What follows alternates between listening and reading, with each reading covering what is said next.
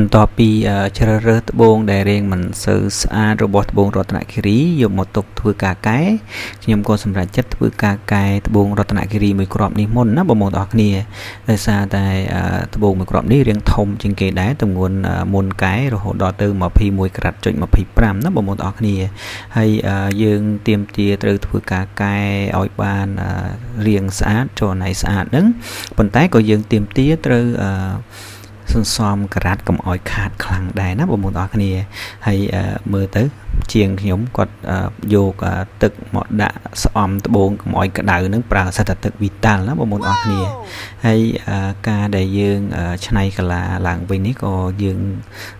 ធ្វើការលម្អិតដែរគឺយើងវាស់ស្មាត្បូងសងខាងហ្នឹងកាឡាស្មាត្បូងហ្នឹងគឺវាស់ឲ្យស្មើណាបងប្អូនទាំងអស់គ្នាហើយត្បូងនេះគឺបន្ទាប់ពីយើងធ្វើការកែសម្រួលរួចទៅគឺចរណៃគឺឡើងជាងមុន 15% ហើយតកតងជាមួយនឹងសម្រស់ហើយនឹងពណ៌ផងគេក៏ឡើងជាងមុន 10% ដែរណាបងប្អូនទាំងអស់គ្នាហើយត្បូងនេះនៅពេលដែលកែរួចនៅសល់20ក្រាតចុច9ណាបងប្អូនហើយយើងអាចយកទៅធ្វើជាខ្នាតចិញ្ចៀនក៏បានខ្នាតបន្តោងក៏បានដែរ